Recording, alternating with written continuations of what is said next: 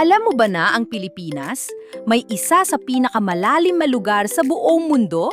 Tawag dito, Philippine Trench.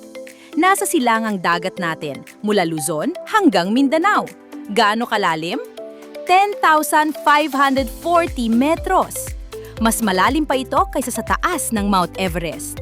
Kung ihulog mo ang Everest dito, may 1,692 metros pa na walang laman. Pangatlo ito sa pinakamalalim sa buong mundo. Una, ang Mariana. Pangalawa, ang Tonga. Tayo, pangatlo.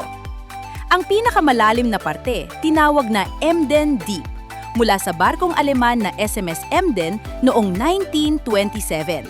Sa baba, 1,000 beses ang presyon ng tubig. Sa isang iglap, madodorog ka. Pero alam mo ba na may buhay pa rin doon? Anglerfish, amphipods, bakterya na kumakain ng bato. Dito sumusuko ang Philippine Sea Plate sa ilalim ng ating isla, kaya marami tayong lindol at bulkan. Iilang tao lang sa kasaysayan ang nakarating sa ilalim. Isa sa kanila si Victor Vescovo noong 2021. Sa bawat lindol na nararamdaman mo, may ugat yan sa Philippine Trench.